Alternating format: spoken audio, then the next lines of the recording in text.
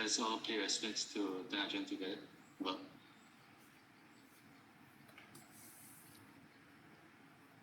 so you arrived safely? Just 3 o'clock. oh, 3 o'clock?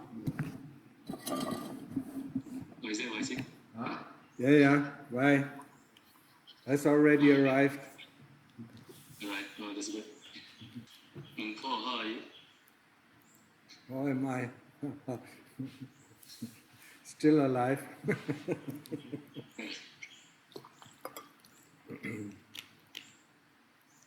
But the weather is fine now, yeah? Better than in Singapore. Oh. Singapore is still the same. Yeah, always hot and humid. 35 degrees today. What? How many? 35 degrees today. 35. 35. I don't think here it is 35. Maybe 30. Yeah. 30. Perfect. Okay, so what is up? Okay, so anyone with questions to ask Long Paul, you can just raise your hand and mute yourself. Okay, Ignacio, you can go ahead. Yeah, put it a little bit. Still on mute. Hello, Ajahn Chang. Hello, Ajahn Martin. I continue my practice. I think I'm making little progress. I started putting a lot of attention to the daily reflection. Last time we talked. I continue with the struggle, which I imagine is expected. It will take me time. I've noticed that sometimes when I try to remember every action, every thought sequentially, I don't remember a lot of things, and I go through it very quickly. I tend to rush into it.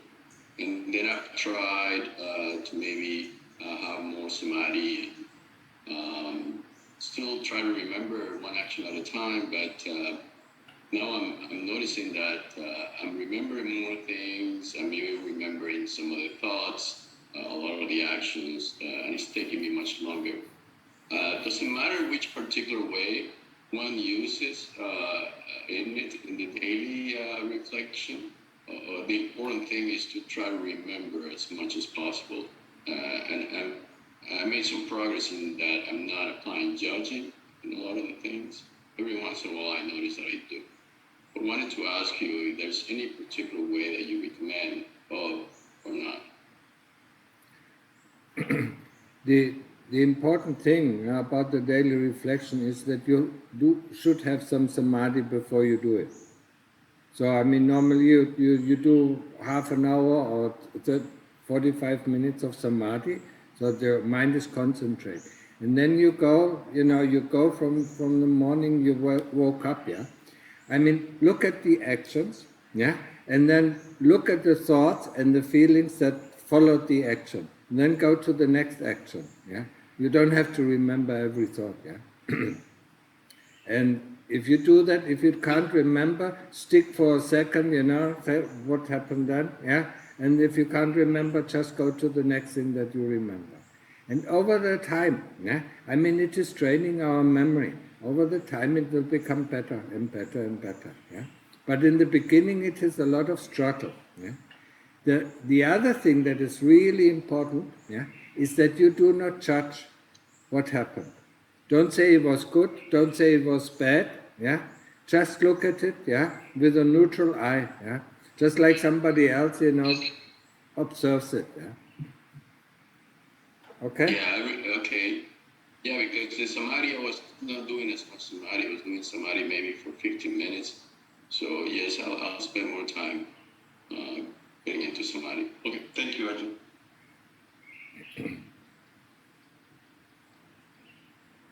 Okay, next question. Yeah, anyone wants to go next? Yeah, Hector. You're on mute. Yeah, Hector. Last time you gave me some advice try and turn the spear of hatred towards the kilesas rather than myself. That's right. And I had some interesting events. I was feeling upset with myself for, whatever reason. And I felt the familiar desire to punish myself with, the stick to, don't be so stupid, don't be incompetent, you need more panya, blah, blah, blah. And I thought about it, okay, I have a spear in my chest right now and I'm just stabbing myself over and over. Okay, so who do I direct this towards? Because obviously there's some sort of truth that something deserves to be killed, so what deserves to be punished? And then I remembered in the suttas where someone asked the Buddha, who am I allowed to kill? And the Buddha said, you're allowed to kill hatred. And I was like, okay, that makes a lot of sense because hatred isn't a being, right? So sila only applies to living beings. So if it's not a living being, you could do anything to it. There's no immorality to it. So then I was like, okay, but where are you? Who's this? I want to use a bad word, but who's this guy who's messing with me? And I was like, okay, where does this fight take place? The fight with the kilesas. And I was like, well, it has to take place in the khandhas, right? Because that's the only place where phenomena happens. So then I was like, where are you? How do I put a locality, a direction, a GPS coordinates on where the kilesa is? So I just kept asking myself that. And then I had this weird feeling that someone's watching me. Like you're in a room and someone's looking at you, but you don't know where. So I just turned around in my mind, like imaginarily, I had this figure of Hector, and he just turned around and there was a person there, and it was kind of creepy. And I said, okay, let's go murder this guy. So, I just started walking towards him. And then I had this weird feeling of like, you have a friend who has maybe been spilling your secrets, and you go and accuse him, and he says, no, it's not me, it's someone else.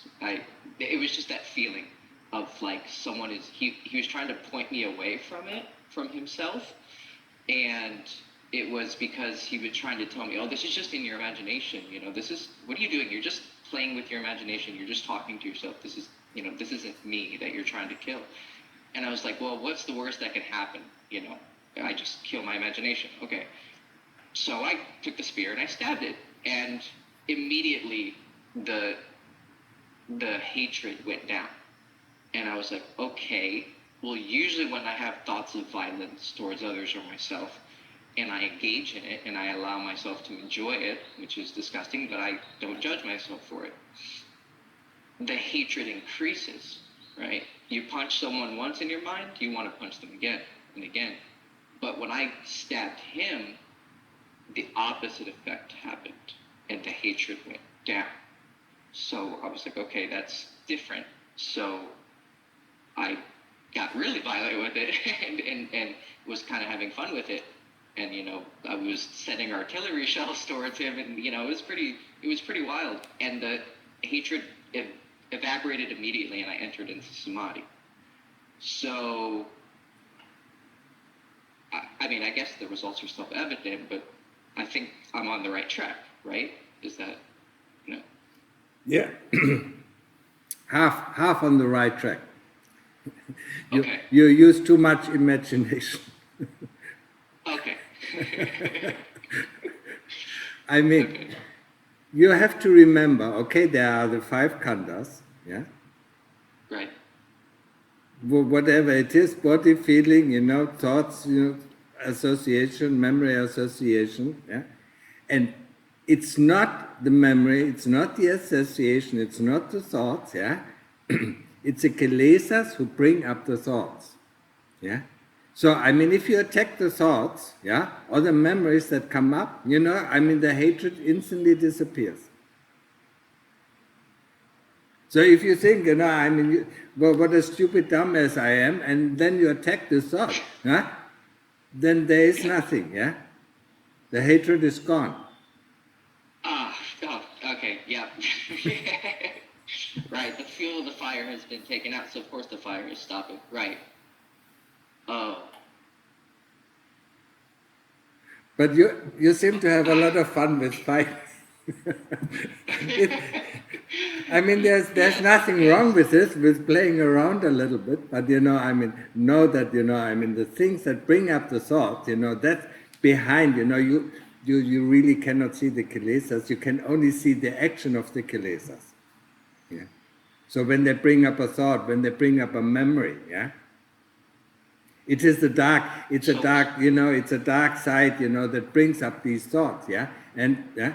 So you attack the thoughts that are brought up, or the memories or the feeling that brought up. You attack them and take out the wood out of the fire, and then the fire has to decrease, yeah, cease to exist, yeah. Okay, so is it sort of like a suba or anything like that? It's a piece of cheese. Yeah. And that's what tempts the kilesas to come towards you, right? Yes. So I'm doing death meditation and fear and anger arises. Yeah. That brings the mouse to come near me because I can only fight the kilesas if they're close, right? So I have to bring them to me first, and then the mouse trap is the investigation. Let me think about it. Sorry, analogies help me.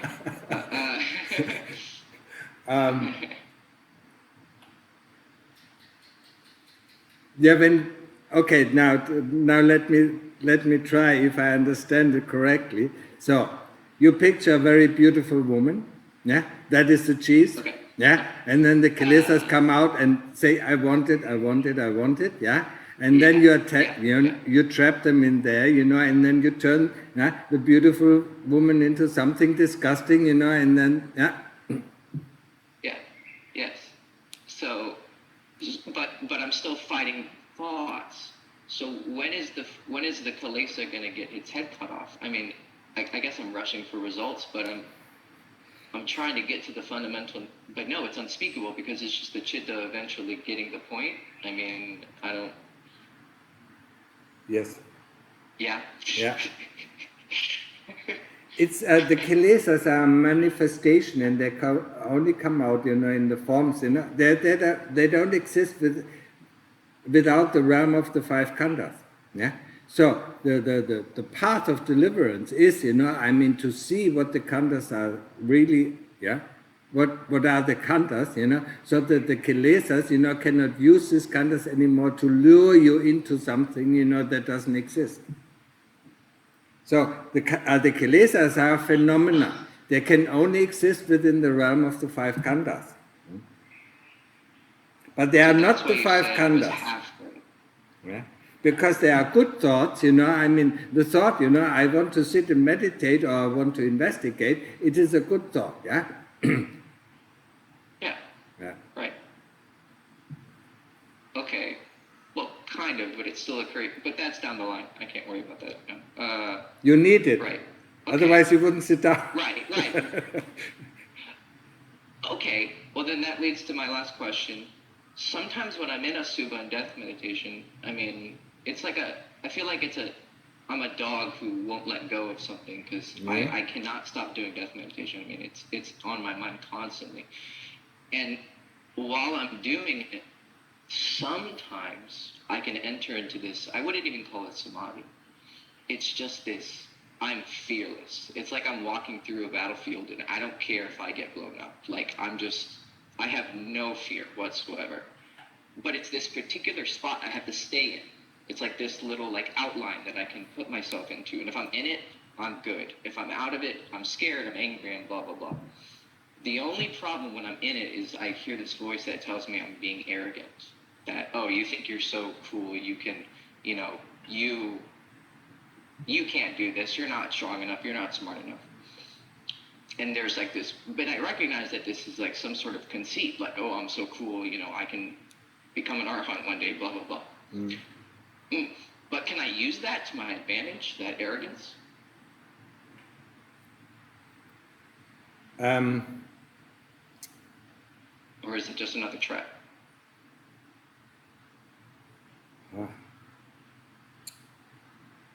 It's difficult to say because when you feel I mean, you don't feel cool, you know, but you see the things as you are when you walk through the battlefield, yeah? But then you trip out of samadhi, it's a form of samadhi where you're fearless, yeah? You trip out, you know, and instantly, you know, the kilesas come up, you know, and say, you know, I mean, you're arrogant, yeah? And say, Yeah. then you fight them, you know, or you said, I don't care, yeah? And then you go back to your battlefield or whatever it is, or the field of corpses, yeah? Right. Don't pay attention to it, yeah? So I mean, when you're in samadhi, you're absolutely fearless, there's no future, there's no past, yeah? And you just see things as they are, yeah? But the moment a thought comes in and said, you are an arrogant, you know, what, yeah? Ask them, what is the meaning of being arrogant when I walk through these fields, yeah? I just see things, yeah? It's just like, I think they're just angry they can't touch me. That's because yes, if yes. I die in the battlefield, I feel my corpse drop, you know, I go limp, and then another form comes up to take its place, you know, a deva form or another human form. It's like, you can't stop me. There's nothing that can stop me. I'm, you know, eventually I'm going to get to the general and cut his head off. There's nothing that can, you know, okay, so I should use this. Okay. But try not to use so much imagination.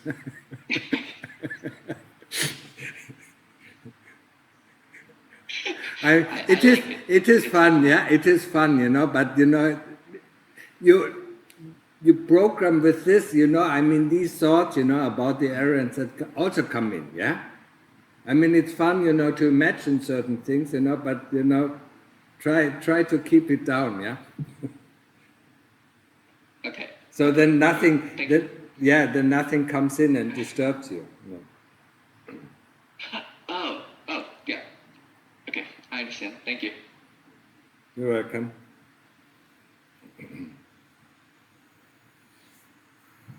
So we have somebody else?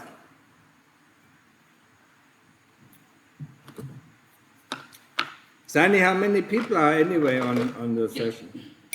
Now there are 20 people on the Okay. person. Hi, Ajahn Martin. Yeah, who is that? Hi. I'm Joseph. I don't see. Yeah, okay. Yeah? Well, Ajahn, I want to ask you something. Because in your talks, I've heard you mention that when we listen to talks, we don't listen with thinking. We listen with the chitta. yeah. Can you explain a bit more on this? When you listen to a talk, you go with your point of concentration. When you do anapanasati, the point of concentration is around the nose. When you do Buddha, the point of concentration is with the Buddha. Yeah? When you listen to a talk, the point of concentration is actually the chitta. Yeah? And then you try to see how what you listen to forms here in the heart first before it actually enters your ear. So you see, there's a very slight, you know, it's the same thing when you listen to a person. You can try it out, you know, you listen to a person and you listen with your heart and you know, yeah, because the intention of the other person is faster than what you hear, than the sound that comes into your ear and is processed, yeah. So go there, yeah, concentrate there and concentrate on every word, yeah, without, you know, thinking about what is said. It takes a long time. It's a training, yeah? Yeah, because people like me, we have been so used to listening in our mind. Yes. By thinking, not with the heart. And very often I find that this thinking is very slow and it's very confusing. And to understand people when they speak, sometimes it's very confusing. So I think that is the wrong way of listening. I wouldn't say it's the wrong way of listening. It's a listening of people, you know, living in this world. That's what they do. Yeah, the mundane type of listening. Yes. Yeah. Yeah, I mean, we listen with our ears, we process, the questions or what they say, and then react on what we think they said, yeah? What they actually might not have said, but what we think they said, we react to this, and that when we do that, a lot of misunderstanding comes up. But if we listen to the heart, then we understand, the other person correctly, even if we think he says something differently. So this is a Yes. great skill. Yes, exactly. Because this is the first time I'm listening from someone like you who says we listen with the chitta, not with the thinking. And I have realized that it is very true because I notice when all of us speak to you, and it's a lot of words, and when I try to listen, I find it difficult to understand the people. But I find that you can listen, you can catch what we are saying. And it's very interesting. That shows listening with the chitta is very clear and there's little misunderstanding. That's But we have to learn how to do it. the best way to learn it is to listen to the talks, yeah. And there's one thing that you will notice, yeah. I mean, at least I notice it. When I listen to teachers who talk, from their mind, I cannot stay within my heart. Yeah? It is disturbing to my heart, if somebody speaks from his mind or from his memory. But if he speaks from the heart, the heart speaks directly to my heart. So I know this person speaks out of experience. You understand? Exactly. Yes, and it is from experience and there is life coming out. It's coming out of the heart. There is no life coming up from speech that comes from intellectual knowledge. But from the heart, when we speak, there is life coming out. Yeah, so train it. Yes, I want to try to learn how to do it. And another thing is, I try to recite Bhutto, and sometimes when I recite Bhutto in my mind, but not in my mouth, not vocally but mentally, Bhutto, Bhutto, Bhutto, Bhutto. Sometimes it can become very peaceful. No mental proliferation. It becomes very peaceful. Yeah. But sometimes I feel that my head is very tense, becomes tense. I don't know what is the reason. You try too hard. That is normally the reason. It's the same thing with the breath meditation. If you try too hard to focus on the breath, and force it too much, then, tensions arise, yeah? So then relax a little bit, and the tensions go away. Just, once you install the Buddha, it will be automatically repeated, and then you start to listen much more to the Buddha, yeah?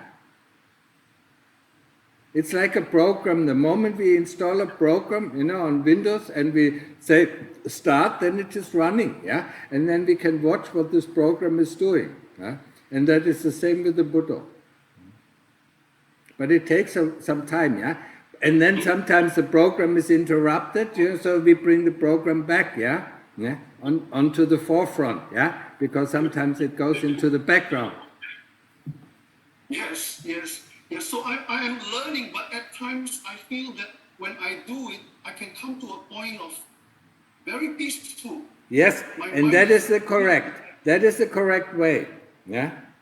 So you investigate. What did you do that it becomes peaceful, and how did you do with the Buddha, that it becomes peaceful? And then the next time when you get the tension, what did you do? Or what was the state of your mind? Yeah. So compare that and then see, what actually lead you to peacefulness and what leads you to the tensions. Yeah.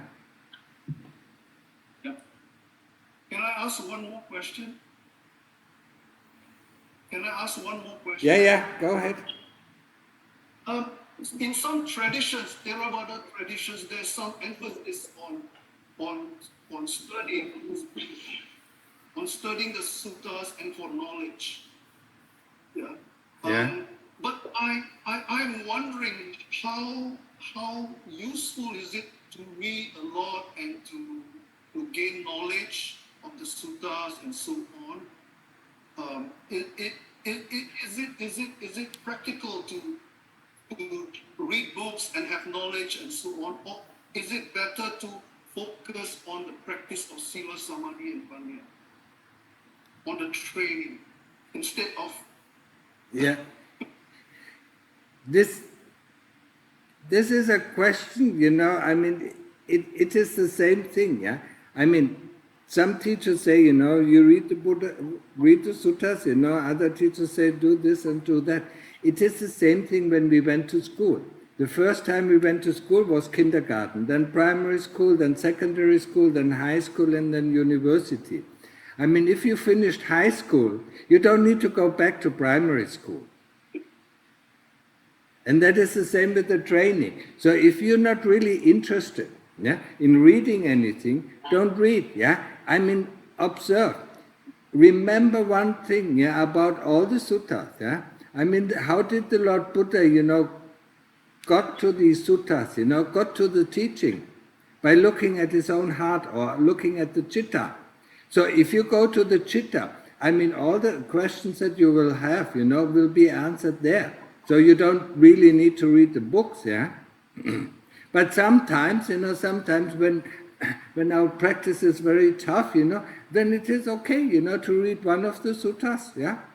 So because the suttas are also something, you know, that gets us inspired, yeah? But if our practice is well, you know, yeah, there's no need to do it. Okay? Okay, thank you very much, Ajahn.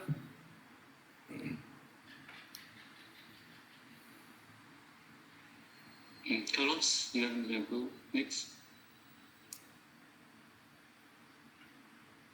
How is it up there? Is it warm? Greetings, Blanco. Boy, it's really early here. 3 o'clock or what? Really early in the morning. Ah. What's that? 3 o'clock or what? Yeah, it's 3:33 actually. Okay. It's really quiet. It is very nice for meditation actually at this time. Actually, if you go back 1 hour, yeah, between 1 and 2, it is the perfect time for meditation because everything quiets down. Oh yes. Sometimes I just naturally wake up at that time, and sometimes I take the advantage. Some other times I'm lazy. but it is a really great time for meditation. That is true. I wanted to ask you. Well, I've been for the last few years as I enter into Buddhism like really seriously. So I've been trying to get away from entertainment. Obviously, one of the main things that I did before was chasing women and, you know, try to go to parties and stuff like that to keep myself, I guess, happy in my naive mind before. But now I don't do any of that. And as I've been telling you, I've been focusing a lot in trying to fight my lust and trying to observe myself, my tendencies. I've been gaining some progress. Sometimes I really feel really happy about it. But some other times it feels like, are you familiar with the movie Groundhog Day? Yes, it's a very good movie. And the same, and you just feel that you're cleaning, and then again there's the dirt there, and you clean, and again and again. But I thought I already cleaned this, and it's dirty again. What's happening? Sometimes it feels like really like a big burden, like I feel frustrated. And because I don't have the entertainment or the chasing women or these other things that I don't go like to find like pleasure now to satisfy myself. So sometimes what I do is I read some suttas or I listen to a teaching and that helps me again to regain some power and some motivation. But sometimes it's not even enough, and I feel like really like out of fuel, like really frustrated, like overburdened, like it's really heavy. So lately, when I feel like that, I've been trying to kind of like focus my attention and try to observe and ask, okay, who is this who's feeling overburdened and frustrated? So what is that? Is there anybody there actually? So, and I don't know, I feel that that kind of helps, but I'm not sure if I'm on the right path doing that. What do you think? If you have this feeling, of being overburdened or, having no energy, yeah, then feel it completely, and then say, there is a feeling. Who is the one who is observing? There is a feeling, yeah. Once you can accept the feeling itself, ask yourself, what came before that feeling? What kind of thought, what kind of memory came before this feeling? What came before this thought? What came before this memory? Or what came before that feeling? Yeah. So go down to find the stone. I mean, you live in a region where you have avalanches. Yeah. You just need a little stone, to create an avalanche. You put a stone into the snow, it rolls down the mountain, and with every movement, it takes on more snow and more snow and more snow. In the end, the snowball is so big that it, overrolls you. Yeah? But if you find the stone, yeah, that causes the avalanche, then you pick it out and nothing happens. That means, you accept the feeling, yeah? You don't say it's you, you just say, there's a feeling, accept it, feel it, and then ask yourself what came before. Yeah? What kind of thought, what kind of memory came before? Yeah? And then go back and back and back until you find the stone. I mean, in the beginning you won't find it, but at least you know what kind of mixture is it, that produced that feeling that you have. Yeah? Okay, so it's kind of like I've been doing that, trying to find like more detail the whatever feeling or whatever sensation I was. But don't blame yourself, yeah, because there's nothing behind it, yeah. So tell yourself, yeah. I mean, at the moment, I'm talking a lot about anatta in my talks, yeah. I mean, see that, yeah. There is a feeling, there is a thought, there is a memory. Yeah? And distance yourself because there is somebody who knows that there is a thought. And we concentrate on the one who knows that there is a thought, the one who knows that there is a feeling. But the one who knows is not that feeling. You understand that? Yes. Yes. So you distance yourself, and the moment you distance yourself, you can see the feeling, evaluate the feeling, feel it, yeah, and then go and then ask the question, what came before the feeling? What kind of thought or memory or, yeah, and what came before that and before that and before that, roll it back, yeah, until you see what actually caused it, yeah, because the feeling itself, yeah, is a process, that you're overwhelmed or, frustrated or whatever it is, yeah, but it caused much earlier than this, yeah. Okay? Thank you, Bhante. And an advice, sometimes, yeah, when you have, be careful, when you have an urge, to go to a restaurant, or just look, yeah. I mean, if you have enough sati, do it, so that the heart sees, that there is no fun in it.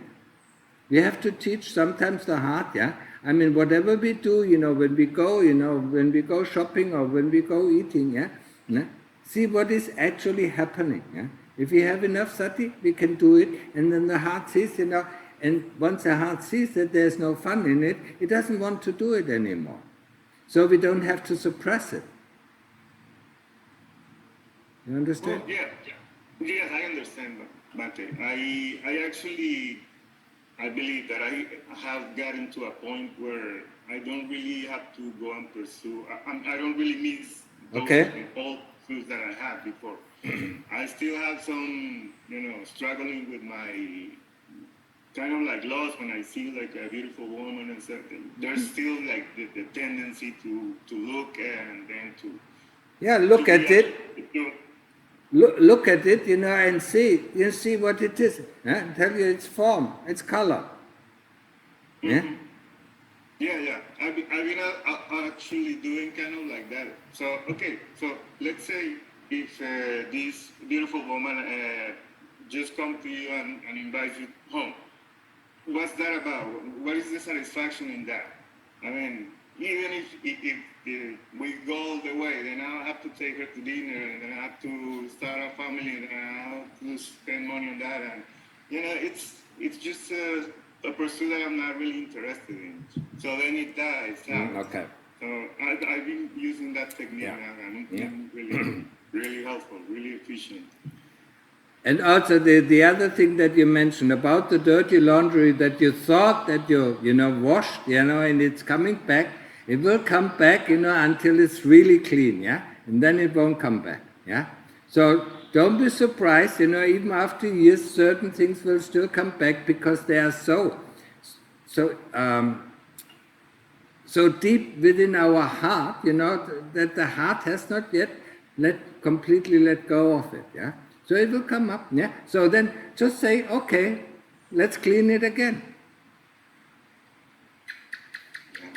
And don't worry, just don't worry about it, say, oh, why does it come up? No, that is a useless thought, You see the dirty laundry, okay, clean it, and then put it away, And then after a month it's dirty again, okay, clean it,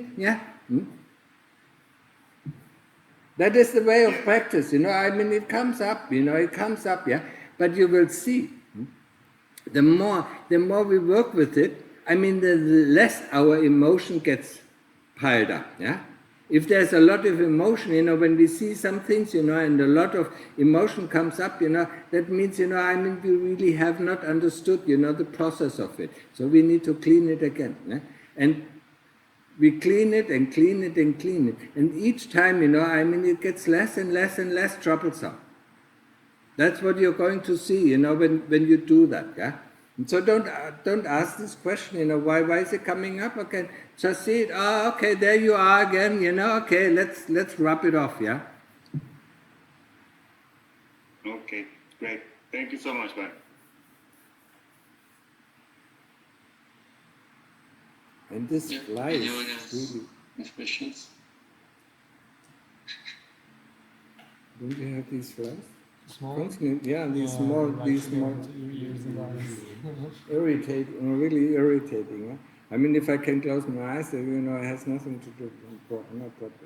Okay, next. Anyone with questions to ask Goksing? Yeah. Greeting, Rajan. May I ask? I'm a householder with wife and children.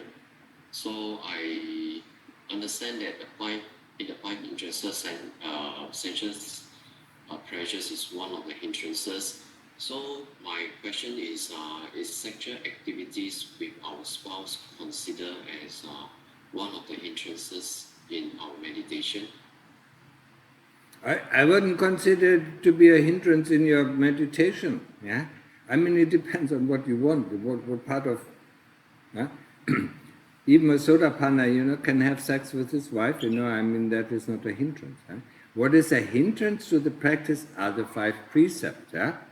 So sexual misconduct is a hindrance. It's a very strong hindrance in our practice. Lying is a hindrance in our practice. Not taking what is not given is a hindrance. So, as long as you keep the 5 precepts, there shouldn't be any hindrance for meditation. But if you want to overcome sexual desire, then of course you have to let go of it, yeah? If you're not interested, yeah? If you want to reach Sotapanna, that is fine, yeah? So the hindrance is, the hindrance are really the 5 precepts, not keeping the 5 precepts, yeah?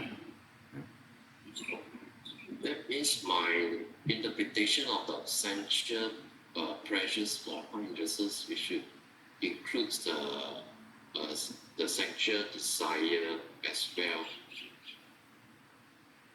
So is that a wrong interpretation of, my wrong interpretation of the 5 hindrances? Because my feeling is that sexual intercourse with our spouse is considered as one of the 5 hindrances. I've never heard of that, yeah?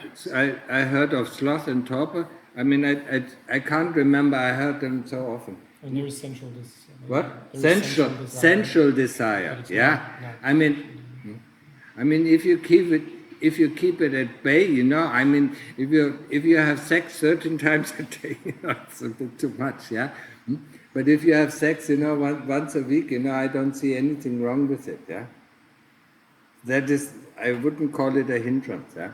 Sensual desires, yeah? If you ask yourself, what is it that you want, when the sexual desire comes up, yeah? That's perfectly fine. Let it be. But what happened before that? Just like with the other person, ask, what happened before it, yeah? Is there some dissatisfaction, or is there this, or is there that? What kind of memory, what kind of thought, yeah? The other thing is, yeah, when you put down your time, okay, now I'm going to start to meditate for 1 hour, then of course you have to get rid of these sensual desires, yeah, and sloth and torpor and the other hindrances. Yeah? If you do the meditation, then you have to get rid of it. You cannot indulge into it. Yeah? And then after the meditation, okay, go ahead and do whatever you want to do. Yeah.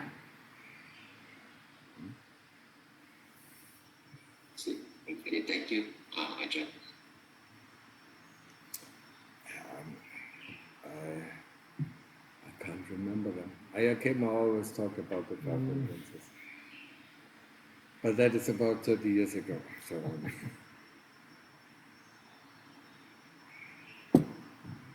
Anyone with questions? Want to ask Nico? No one? Joseph, do you have another question? Yeah. Ajahn, I would like to ask you, in human intelligence, where does human intelligence lie? Is it in our conducts or is it in the chitta? Wisdom is in the chitta, intelligence is in the khandhas. But it's both. When you think about, when you're born, yeah? Every being that is born into a human form, yeah? Some of the kids, are intelligent, from the startup, and other kids are not intelligent from the startup. What we do is, when we are born, yeah? When we are born, we have to learn to program this body, yeah? So whatever is in the chitta at the time of birth, yeah, that's what we are going to put into this body. Yeah? Just like, we buy a computer, yeah, and then we put the software that we want, that we like, onto this computer. Yeah? So it's not the software that was intelligent, it is the one who puts the software on the computer and uses it, it is intelligent. Yeah? Yeah? So the intelligence, normally when we talk about intelligence in the mundane world, yes, it is thinking and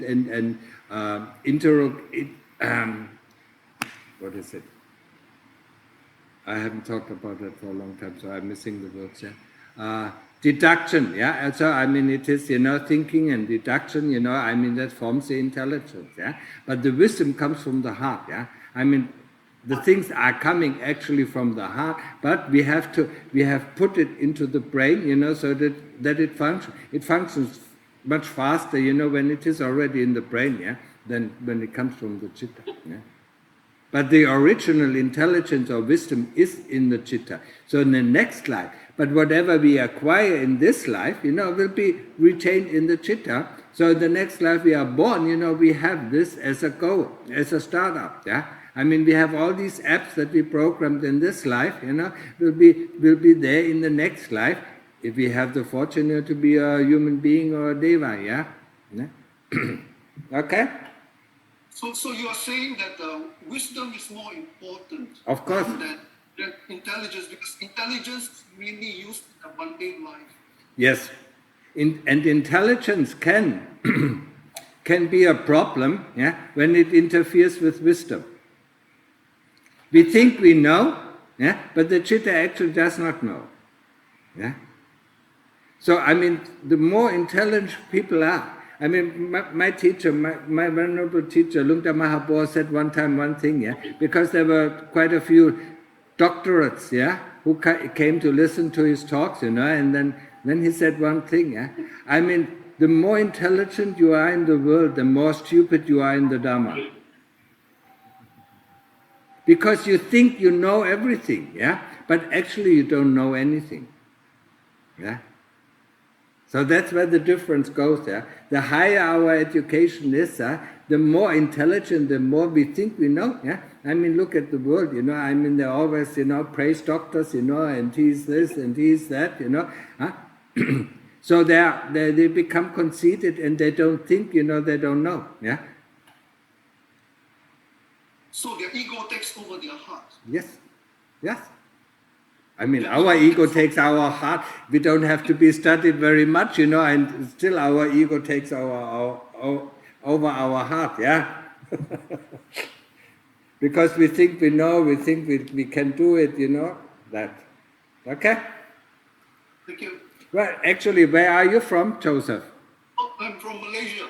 Oh, you're KL, or? Kuala Lumpur. Oh, yeah, okay. Thank you, Ajahn. You're welcome.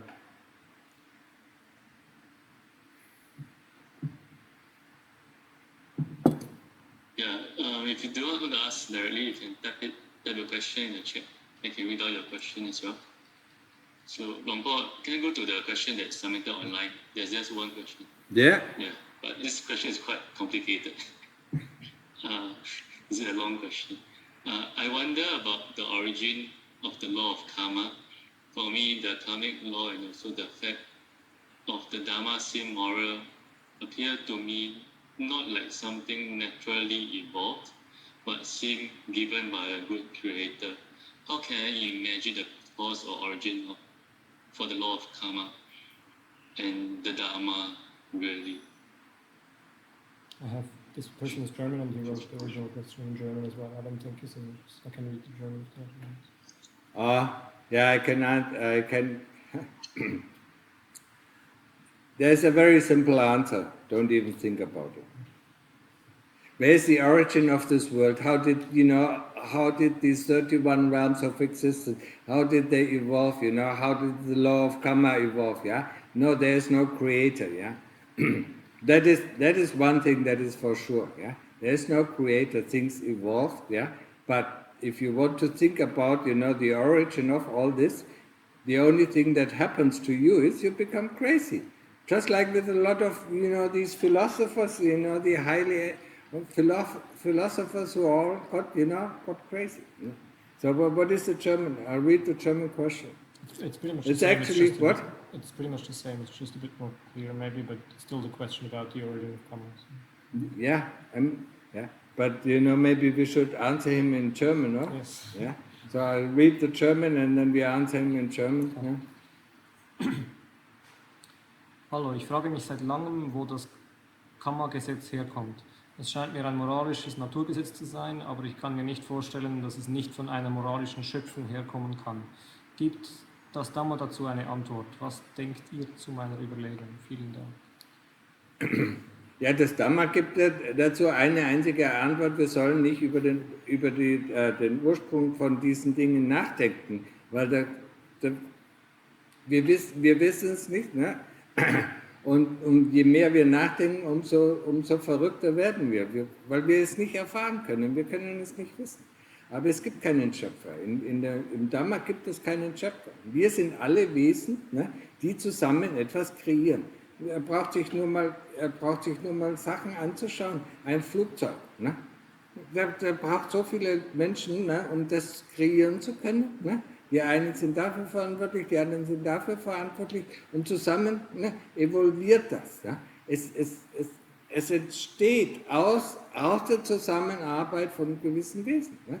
Und so kann er sich vorstellen, ich weiß es nicht, ob es stimmt, aber so kann er sich vorstellen, dass die ganze Welt entstanden ist, ne? Indem Wesen zusammengearbeitet haben und das kreiert haben. Ne? Und bestimmte, wir haben als Kinder haben wir Spiele gemacht, ne? Und dann haben wir die Regeln festgesetzt. Ja? Und alle Kinder haben zugestimmt, oder? Miteinander? Hm? Nicht dran gehalten. Ja, das ist wieder eine andere Sache. Ne? Wenn sie verloren haben, haben sie... Aber wir haben ein Spiel erfunden und haben die Regeln gesetzt. Ne? Ja? Und du kannst es ungefähr damit vergleichen, ne? Mit den ganzen Weltsystemen. Aber im Laufe der Zeit ist es alles detaillierter geworden.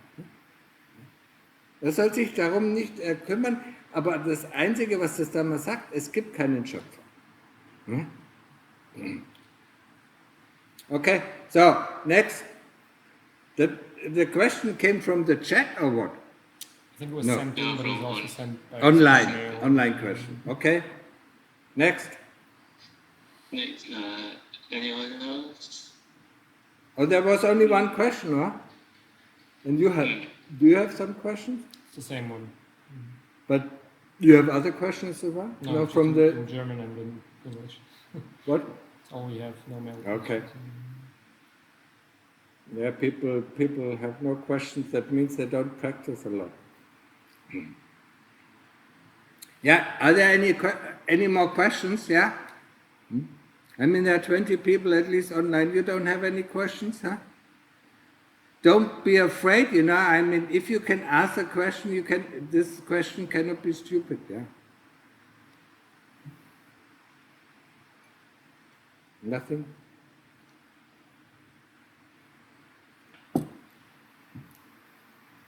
So then, yeah? No. Is there something? No, I think just no questions. In the last few talks, I talk a lot about the principle of anatta. You can also use the principle of anicca. Whatever arises, ceases. Yeah? I mean, the body is born and it dies. A thought arises and ceases. A memory arises and ceases. Yeah? A feeling arises and ceases. And whatever arises and ceases is not us. Yeah? Because we can know the principle of anatta. Whatever I can experience cannot be me, because who is the one who experiences it? Yeah? This is really important. And sometimes, you know, when we feel down, you know, we need to use this principle. Yeah? I mean, there's a feeling, you know, and then we look. I mean, it's our assertion that this is feeling down. Yeah? How does this feeling look like? Yeah? Experience it, you know, and then ask what came before that. Yeah? This is the way to use it. Yeah? There is a feeling, and when there is a feeling, it's not me that feels it. Yeah. So I can look at it. Yeah? Just like, you know, like a look at a tree, or like a look at a house, or like a look at another person. I can, you know, see this. Yeah. The form and the color of this person, or the form and the color, you know, of the tree, and so on, or of the flower, and whatever. Yeah. This is very important. There is something, yeah. There's a thought. Yeah? I mean, the thought doesn't know that it is a thought. We assert that this is a thought. We assert that this is a feeling. We assert that this is a positive feeling, negative feeling, yeah, or a neutral feeling. This is what we do, you know. I mean, that is the subject, you know, the object is the feeling, or is a thought, or is a memory, or is the assertion, or whatever, yeah. Don't identify with this, yeah. Always stay there. Otherwise, the moment you tell yourself, I'm sad, over. There's nothing else that you can do, yeah. You can just swallow in, oh, I'm so sad, I'm so unhappy, and so on, yeah. There's nothing you can do. But when you say there's a feeling, let's see, let's feel it, let's experience, then you can do something, yeah. You can see how it arises, and you can see it how it ceases. Yeah? You can see the anicca aspect, or you can see the dukkha aspect in it. That it is unsatisfactory or dissatisfactory, yeah? Discomfortable or whatever you want. Yeah? This principle of anatta or anicca, or dukkha, these are the three main characteristics, of everything that exists in this universe. There's nothing, that lasts. Yeah? The only thing, when we want to go to Nibbana, that is the only thing that lasts, that is for eternity. Yeah? But until we get there, we have to use, the mundane, to investigate. Yeah? And we investigate, we investigate it by saying there is, not I am, there is, there is a feeling. When for instance, I define myself, I'm an engineer, then there's nothing I can do. There is something, who knows about engineering. There's a knowledge about engineering. I'm not an engineer. I can be anything that I want to. I can be, cleaning the streets, or I can be a dishwasher, or I can be, the CEO of a company. But that is identification. And the higher, the higher the value of the identification in our society is, the more likely we become arrogant, and we look down on other people. And that, that lets us fall into a really deep hole, sooner or later. This conceit, be it the conceit that we are really good. I talked about it, When we feel, we are not worth anything, or when we feel nobody, cares for us, that is also conceit. Conceit is the notion of thinking something what I am. Being I am super, I'm being, completely the opposite, is still conceit. In conceit, we have to fight conceit. And conceit comes through memories and comes through thoughts. So when we use this principle of anatta, there is a thought, okay, just let it pass away. And see, what brings up this kind of thought. Be it the thought, I'm super, or being the thought, I'm completely, useless, or worthless, or whatever. What brings up this thought? This is really something that we have to use, and we can use it in the mundane way very well. There are so many occasions, especially when we are still working. Somebody says, you did something wrong, and we get upset. What is there to get upset about it? When we did really something wrong, please show us the way how to do it correctly. Why should we get upset? Because of our conceit. We think we know it, we think we've done it correctly, and that is our conceit. The more we can fight the conceit, the more happy we live in this world. Just don't think how you are, just see what is happening. That is what is really important in our life. What is happening? What kind of thought arises? That's why I ask you, to do the daily reflection. What kind of thoughts arise? What kind of memories arise? And what kind of actions do I do? That's how we can, we should not define ourselves. That's how we can see what is happening inside of ourselves. But to take any kind of notion, that's how I am, then somebody else says, no, you're not like this, and then of course, we feel depressed, or we need to defend ourselves. Ego is nothing else.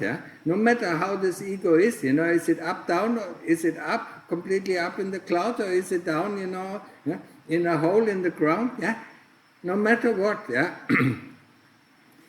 this ego, the moment we defend it, yeah, I mean, it becomes stronger. Yeah, somebody attacks it, and then we mend it instantly. We said, no, I'm not like this. Yeah, no, I'm not like this. See, what I did. So how can I be like this? Yeah?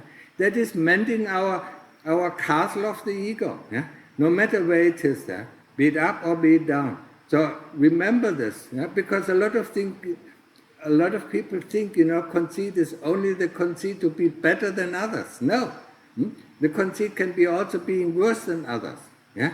I'm not as good. Actually, when you think about conceit, yeah, there's the 8th fetter. Yeah? and it says, conceit, yeah, that is the highest conceit. Yeah? Not the world. Yeah, I'm not talking about the worldly conceit. Conceit is thinking that you're better than somebody, thinking that you're equal to somebody, or thinking that you're lower than somebody. Yeah? So a student, for me it was a very difficult time, when I was fighting it.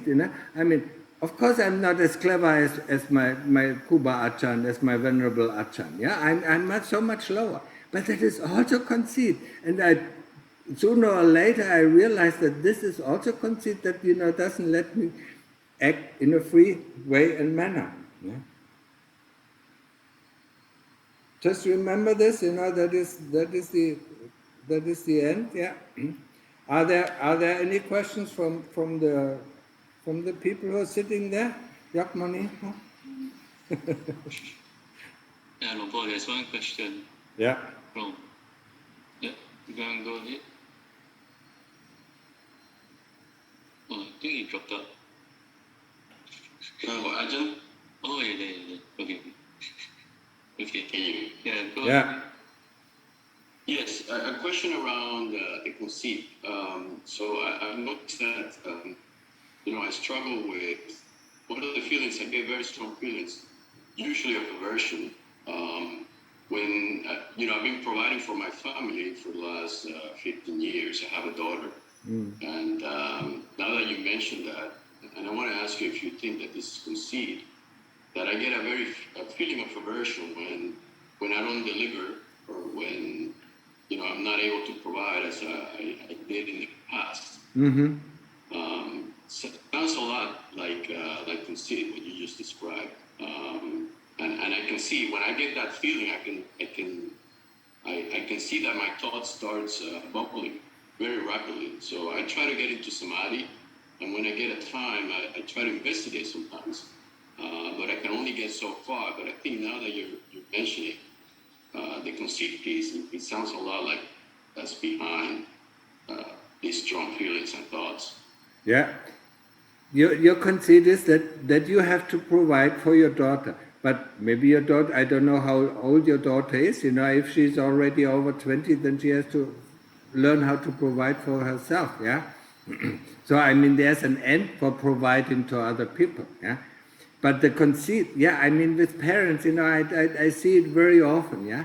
I see it especially in Thailand. I don't know where you live. Where you live in Canada or in? I live in Texas, but I am from Dominican Republic, but I live in Texas.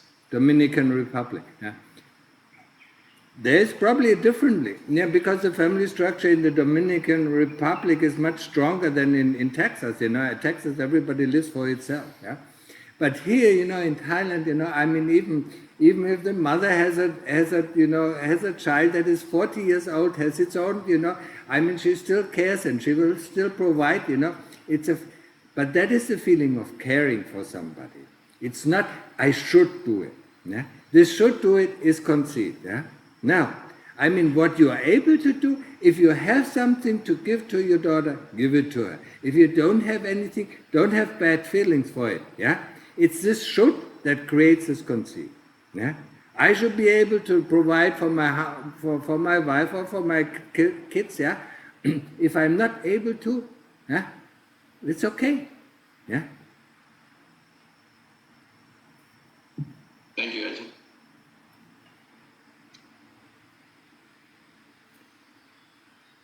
Okay, so if there are no more questions, then we can. Oh, today we are really quick. Yeah, we are really early. Okay. Closing down. No, Paul, the Yeah. Hector has a question, I think. Is it okay? can do. Mm-hmm. Okay. Yeah, Hector, go ahead. Yeah, you unmute yourself.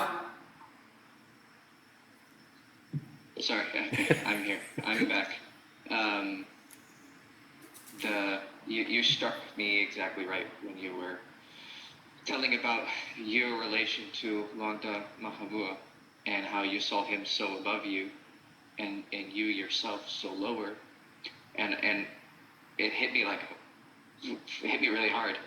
Because I remember when I first saw Longda Mahabua on a video, I knew with my heart, I saw this man, and it was, I don't know if I've met him in a previous life or something, but I knew. And this conceit that you were talking to me about earlier, about this feeling of, I'm deathless, I can win. It's conceit.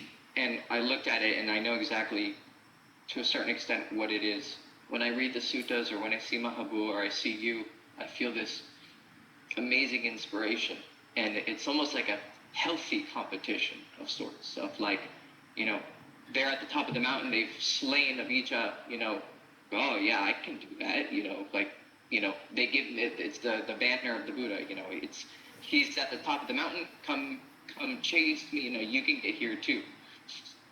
And when I feel this deathless confidence inside of me, I feel similar to Ignacio, the aversion towards yourself. For him, it's providing for his family. For me, it's this, I can be the champion too. And then I hear this feeling of, no, you can't. And then question that as you were talking, because you said to me, ask yourself, where is the conceit in the confidence of being deathless?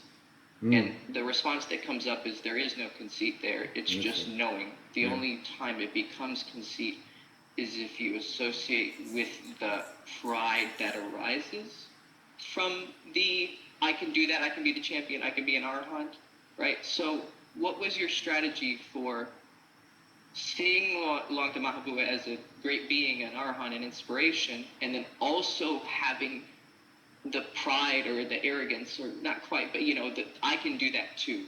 How do I do that in a healthy way without letting it get into arrogance? It's by cutting down the association with the things that you're doing. Yeah, when you associate, I'm fearless. Yeah, that is a form of conceit. Yeah, so you have to get rid of the mundane conceit first before you can get rid of this is really very detailed, very subtle conceit. Yeah, that what I did, I can tell you what I did. Yeah, the first time I met Lungta, yeah, I saw him, walking from his kuti. I walked up, and it's somebody pressed me down. I had to go on my knees.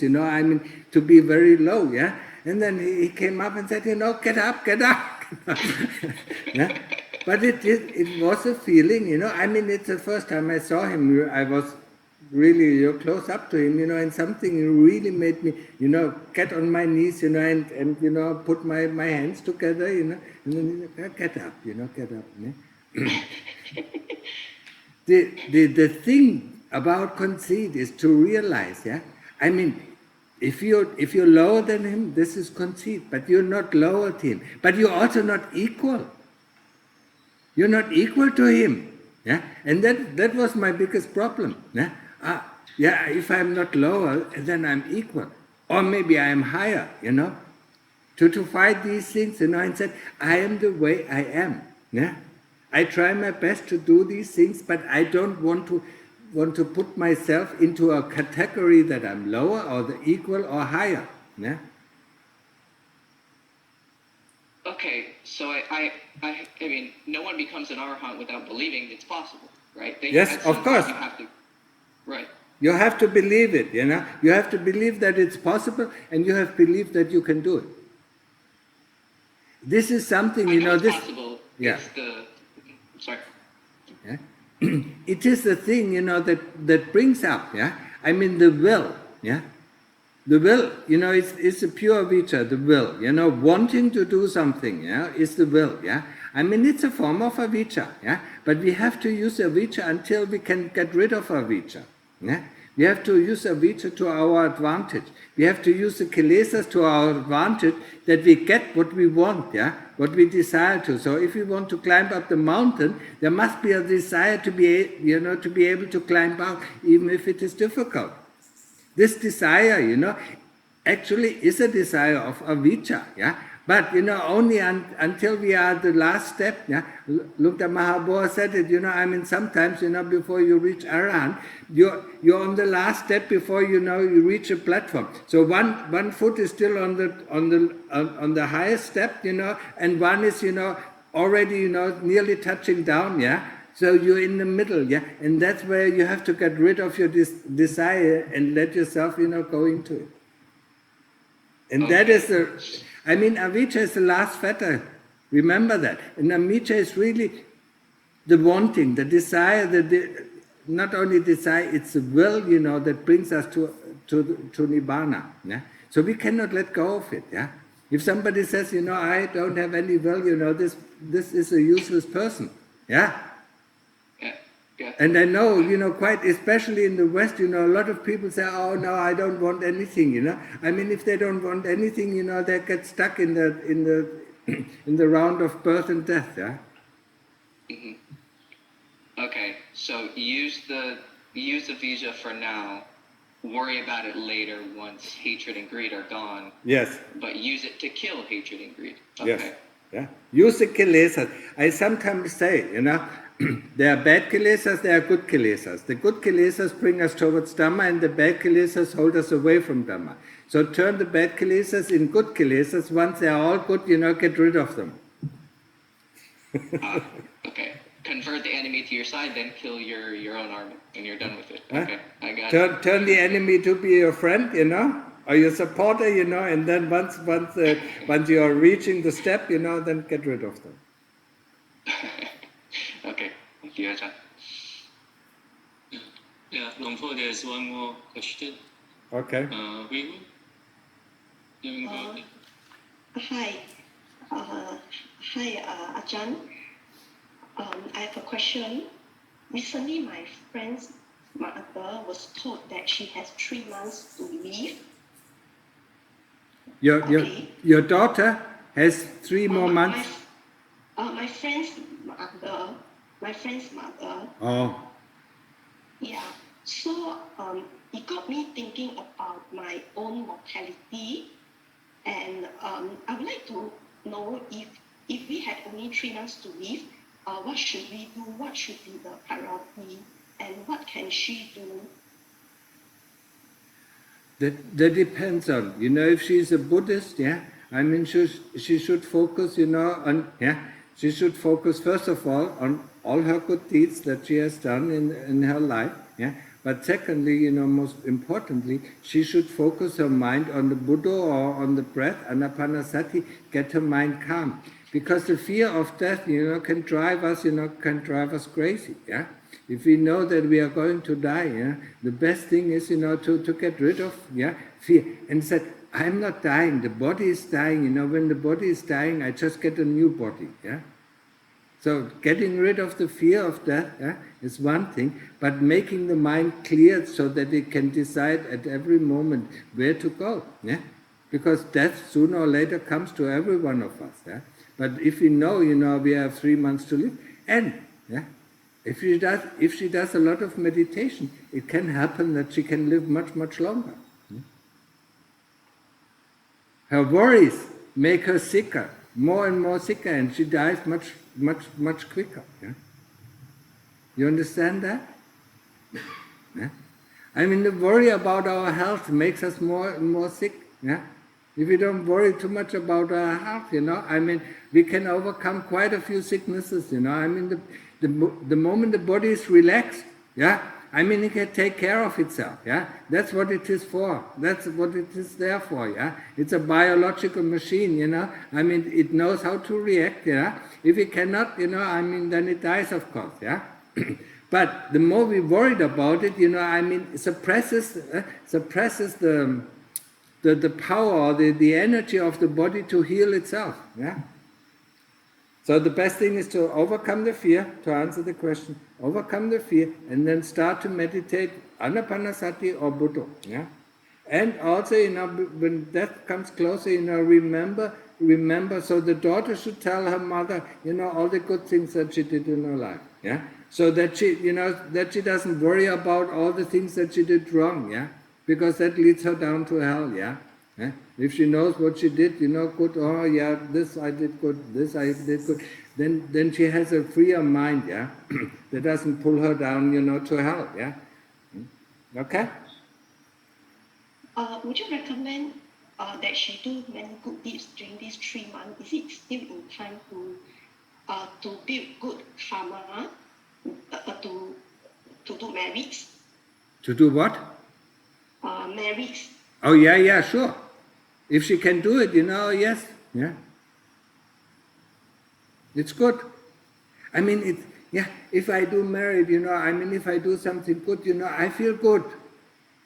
I mean, I never feel bad when I do something good. Yeah? So that is also helpful. Yeah?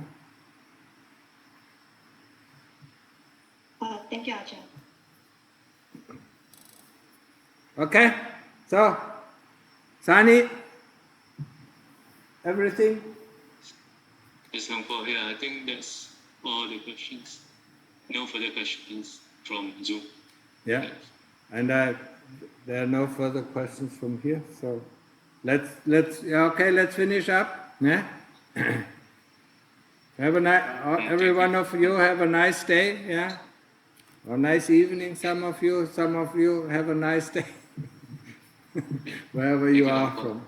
Okay? Yeah, let's all pay respects to Longpo together. Bye.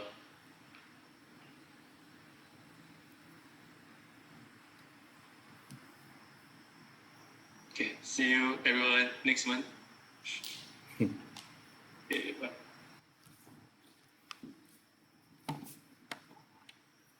I thought you wanted to stay at home for 3 days.